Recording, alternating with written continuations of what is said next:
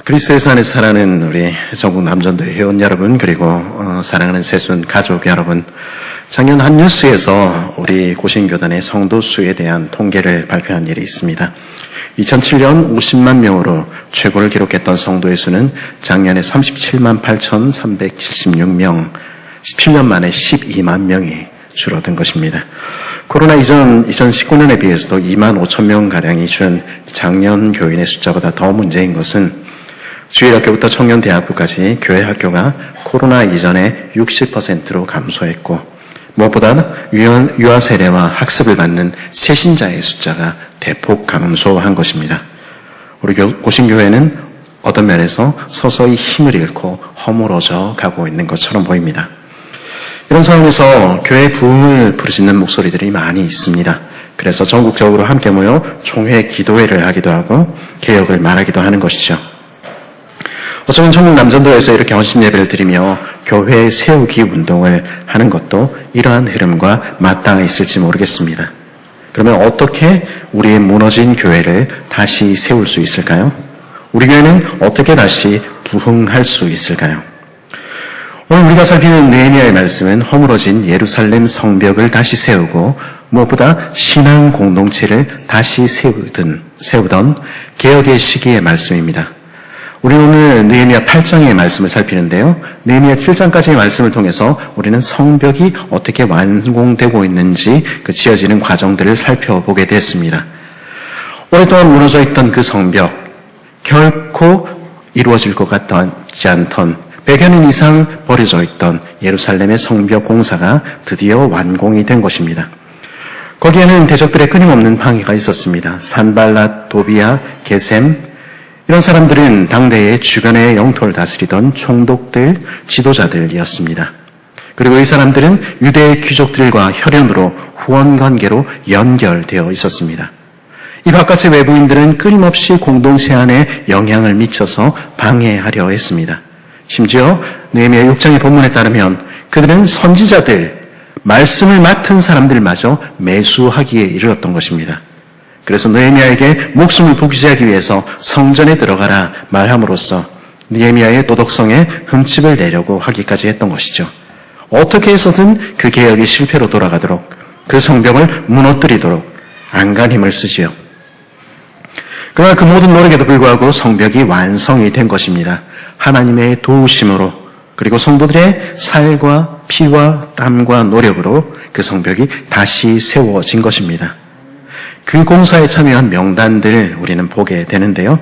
그 성벽 쌓는 이야기 바로 다음에 등장하는 느헤미야 7장에서는 바벨론 포로에서 귀환한 사람들의 명단을 기록합니다.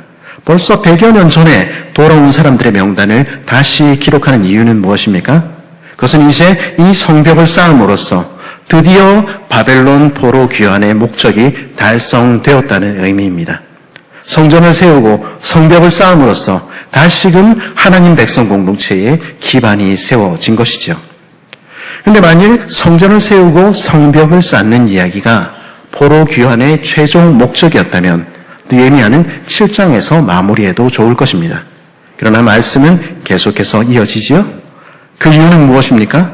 그것은 외적인 개혁이, 외적인 건물을 쌓는 것이 그 백성을 포로된 자리에서 불러내신 목적이 아니기 때문입니다. 외형의 성전 재건이 목적이 아니라 우리 마음의 재단을 재건하는 것이 하나님께서 그들을 부르신 목적이었습니다. 겉으로 보이는 성벽을 재건하는 것이 목적이 아니라 하나님의 백성 공동체, 교회가 다시 부흥되고 다시 새로워지는 것이 하나님께서 꿈꾸신 목적이었습니다. 그러기에 참된 개혁은 아직도 계속되어야 했던 것이죠. 오늘 말씀 8장은 예루살렘 그 폐허로 화한 곳에서 일어났던 개혁의 현장으로 우리를 이끌고 갑니다. 그 개혁은 어떻게 일어났습니까? 그것은 먼저 말씀을 듣는 것으로부터 일어났습니다. 오늘 우리가 읽은 본문의 바로 앞인 예레미야 8장 1절은 이렇게 말합니다. 이스라엘 자손이 자기들의 성읍에 거주하였더니 일곱째 달에 이르러 모든 백성이 일제히 수므앗 광장에 모여 학사 이스라에게 여호와께서 이스라엘에게 명령하신 모세의 율법책 가져오기를 청하매. 일곱째 달은 나팔절과 대속 주일과 초막절로 이어지는 가장 큰 절기들이 모여있는 시기입니다. 한 해가 시작되는 시기이죠. 그리고 그때 말씀을 사모하던 하나님의 백성들은 학사 에스라를 향해서 하나님의 말씀을 들려주십시오 하고 부탁한 것입니다. 그들은 말씀을 들고 나올 때 그 앞에 엎드려 경배했고 그 말씀이 선포되는 동안 꼼짝도 하지 않고 아침부터 저녁까지 말씀을 들었습니다. 말하자면 우리가 얼마 전에 가졌던 새출발 말씀 집회와 같은 말씀 사경회가 거기 있었던 것이죠. 말씀을 읽고 말씀을 해석하고 그 말씀이 그들을 변화시켰습니다. 참된 개혁은 어디서부터 옵니까? 참으로 인생을 바꾸고 교회가 새롭게 되는 일은 어디서부터 시작됩니까? 그것은 언제나 말씀으로부터 시작하고 말씀으로부터만 시작되는 것입니다. 어떤 좋은 프로그램과 어떤 좋은 계획과 어떤 거창한 비전도 그 자체로 사람을 바꾸지는 못합니다. 좋은 시스템으로 변화하는 것은 분명히 필요한 일입니다. 하지만 인생의 마음을 근본적으로 바꾸는 것은 그 영혼을 골수까지 찔러 쪼개는 하나님의 말씀 외에는 없는 것입니다. 말씀에서부터 교회의 참된 개혁은 시작되는 것입니다. 사람들은 참 개혁을 많이 이야기합니다. 개혁. 그런데 그 모든 개혁들이 결국은 대부분 실패로 끝나는 이유들이 무엇입니까? 오늘 우리 교회도 개혁 소리치지만 잘 되지 않는 이유는 무엇입니까? 안타깝게도 그 이유 중에 하나는 그 개혁의 주체들이 타락하기 때문입니다. 내가 왕년에 개혁의 기수였어. 내가 청년 시절 얼마나 뜨거웠는지 알아? 그렇게 말하는 사람들이 번번이 개혁의 대상으로 전락하고 마는 것을 우리는 계속해서 보아오는 것입니다. 영혼이 참으로 새롭게 되고 우리 교회가 참으로 새롭게 되는 것은 과거에 어떻게 했다 그것이 아니라 바로 지금 이 순간에 말씀 앞에 나와 엎드릴 때입니다. 우리는 지금 하나님 말씀 앞에 자신을 세우고 있습니까? 그것이 느헤미야의 개혁이 일어나던 이날 일어난 일이었습니다. 그 말씀을 들었을 때 그 가운데 어떤 일들이 일어났습니까? 8절과 9절은 그 말씀 앞에 선 이들의 반응을 이렇게 기록합니다. 하나님의 율법책을 낭독하고 그 뜻을 해석하여 백성에게 그 낭독하는 것을 다 깨닫게 하니 백성이 율법의 말씀을 듣고 다 우는지라. 그 하나님의 말씀을 들을 때 거기 어떤 일이 일어났습니까? 그 온 백성이 자복하고 우는 역사가 일어났다. 거기에 참된 회개의 역사가 일어났다. 성경은 그렇게 이야기하는 것입니다. 우리는요, 1907년의 평양 대부흥을 이야기합니다.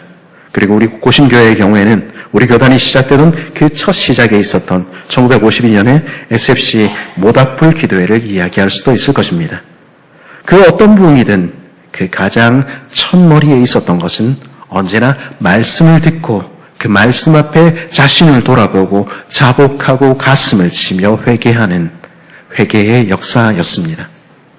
인생은요, 자신의 모습을 보지 못합니다. 자기 객관화가 제대로 되어 있는 인생은 아무도 없습니다.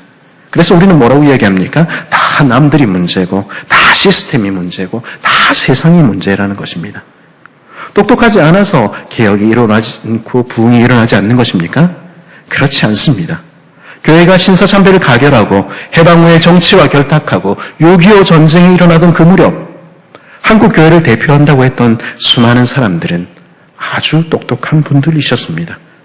프린스턴 대학의 그 시절에 출신의 유학파들, 석학들 거기 다 있었습니다. 그러나 그것이 교회를 새롭게 하는 것이 아니었던 것입니다. 그분들은 자신의 모습을 보지 못했고 패거리를 나누었고 교회를 정치와 결합시켜 결국 교회가 타락하는 길에 서게 만들었던 것입니다. 하나님의 말씀 앞에 오늘 서지 못하는 인생은 자신의 눈먼 것과 자신의 헐벗은 것을 보지 못하는 것입니다. 계시록이 그렇게 이야기하고 있지 않습니까? 스스로 비참한 처지에 있으면서도 교만해지는 것이죠. 그러나 말씀이 정말로 우리 귀에 들리고 우리 마음에 들리고 그래서 우리 눈을 뜨게 해주실 때 우리는 비로소 우리 자신을 바라보게 되는 것입니다. 우리의 눈먼 것과 우리의 헐벗은 것과 우리가 얼마나 비참한 처지에 있는지 비로소 보게 되는 것이죠. 그리고 그 모습을 볼 때 우리는 정말로 중심으로부터 기도하게 됩니다. 다른 누구가 아니라 내가 하나님 앞에서 참으로 새롭게 되어야 한다 하는 것을 깨닫게 되고 우리가 하나님 앞에 엎드리자 이야기하게 되는 것입니다. 그리고 거기 회개의 역사가 일어나게 되는 것이죠. 우리 안에도, 아니 내 안에도 말로는 성도라 하지만 하나님의 말씀을 따르지 않는 부분들이 얼마나 많이 있는지 우리가 돌아볼 수 있으면 좋겠습니다. 교회 내 분쟁, 미움, 교만, 무관심, 각각의 가정, 직장에서도 이런 모습들 있을지 모르겠습니다. 오늘 회개의 자리에 서서 우리 개인적으로 그리고 우리 새순교회 공동체로서 돌아보아야 할 구체적인 모습이, 영역이 어떤 것인지 한번 생각해 볼 수 있기를 바랍니다. 그리고 지금 말씀 앞에 자복하고 엎드립시다. 그때 주께서 일하시는 것입니다. 부흥은, 개혁은 그렇게 자복하는 교회에 부어주시는 하나님의 선물입니다. 참으로 낮은 이들에게, 참으로 통회하는 이들에게 주시는 선물이지요. 회개하는 심령에 하나님께서 베푸시는 위로가 있는 것입니다. 우리는 참으로 회개하고 있습니까? 그렇게 울고 있던 백성들에게 느헤미야와 에스라 그리고 레위 사람들은 말합니다. 9절입니다. 오늘은 너희 하나님 여호와의 성일이니 슬퍼하지 말며 울지 말라. 대신에 느헤미야는 10절에서 이렇게 말합니다. 느헤미야가 또 그들에게 이르기를 너희는 가서 살찐 것을 먹고 단 것을 마시되 준비하지 못한 자에게는 나누어 주라. 이날은 우리 주의 성일이니 근심하지 말라. 여호와를 인하여 기뻐하는 것이 너희의 힘이라 하고, 여호와를 기뻐하는 것이 우리의 힘이라.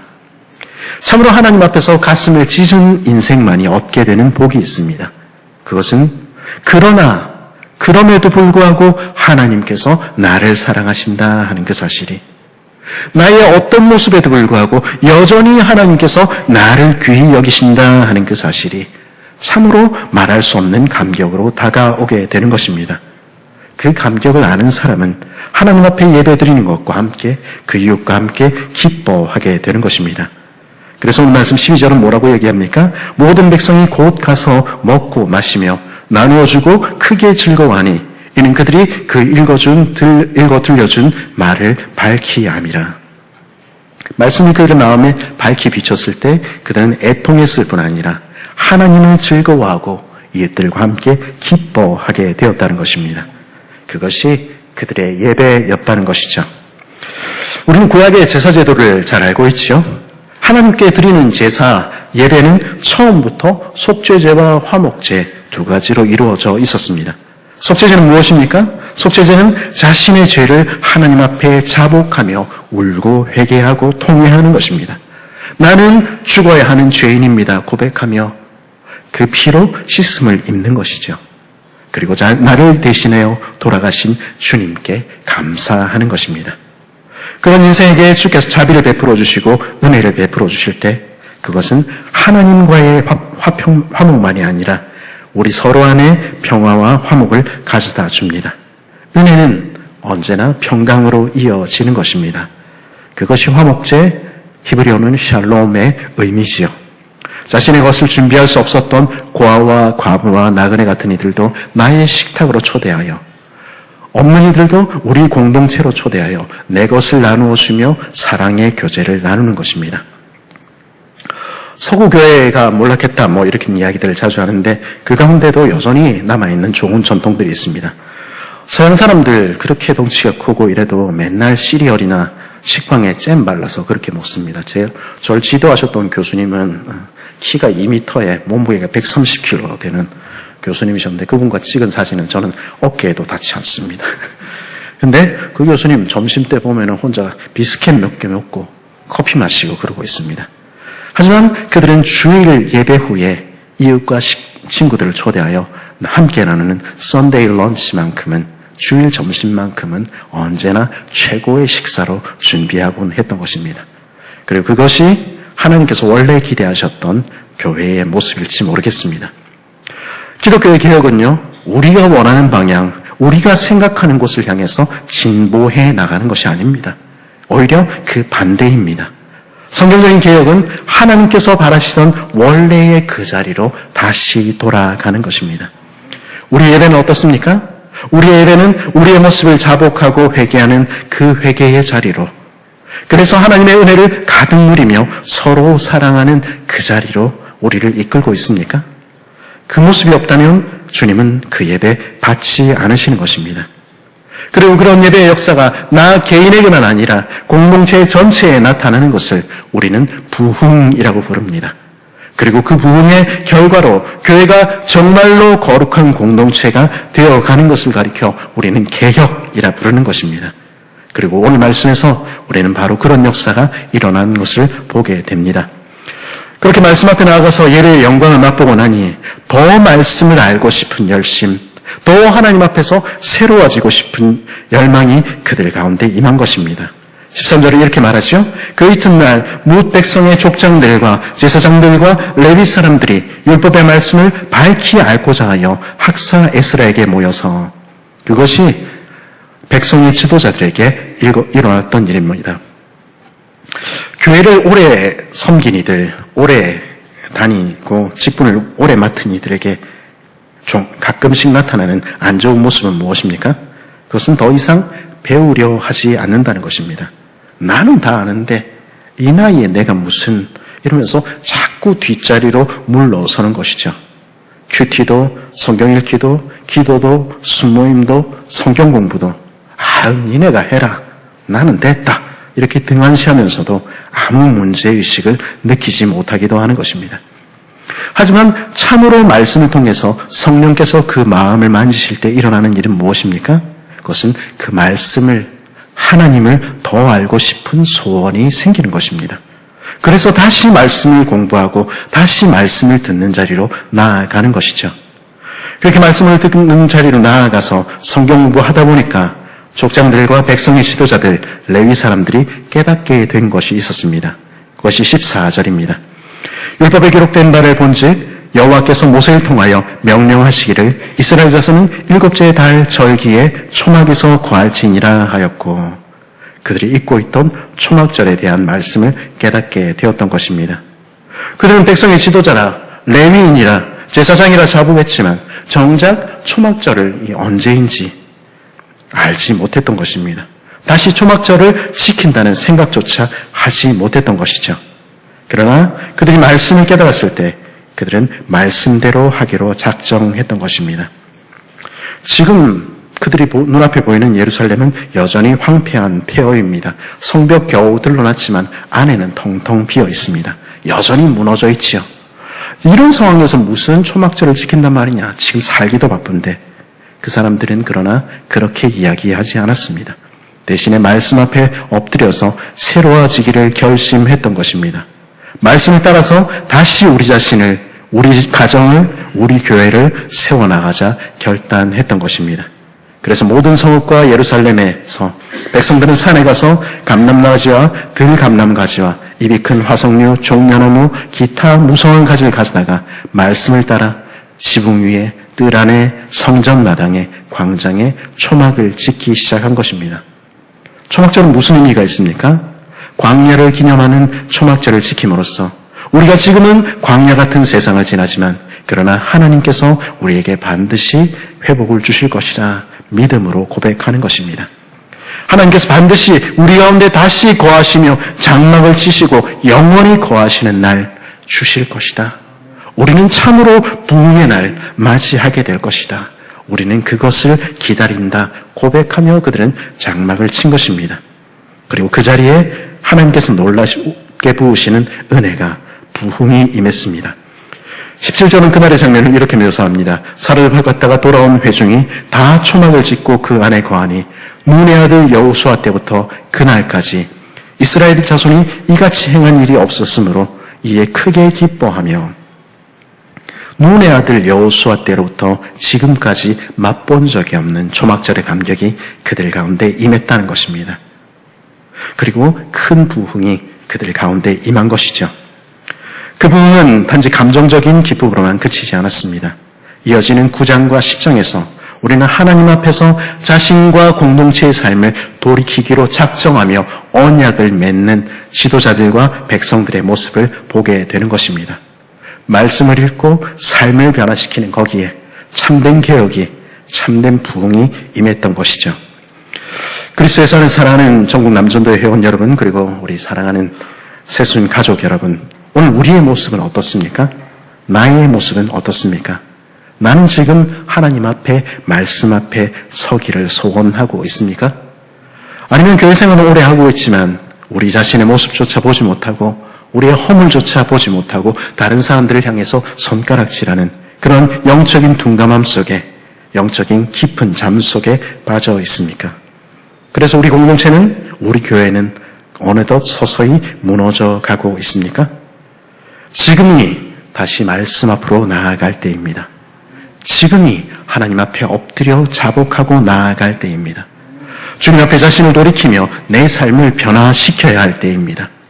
말씀이 우리를 새롭게 하여 주시도록, 깨닫게 하여 주시도록, 주님 우리 모습을 보게 하시며 우리의 허물을 보게 하시며 하나님 앞에 가슴을 찢고 회개하며 기도하게 하옵소서 간구하며 나아가야 할 때입니다. 그때 하나님께서 새롭게 하실 것입니다. 우리 안에 결코 해결될 수 없을 것 같은 문제들을 풀어내시며 무너진 이 땅의 교회와 이 땅을 회복하시는 하나님의 손길을 우리로 보게 하실 것입니다. 우리 교회 학교가 살아나고 우리 교회가 살아나서 아이들의 웃음이 교회에 가득하게 되며 새 가족들로 교회가 다시 가득 채워지는 일 하나님께서 허락하실 것입니다. 그 부흥을 기대하며 다시 주님 앞으로, 말씀 앞으로 나아가는 복된 저와 여러분 되기를 간절히 바랍니다.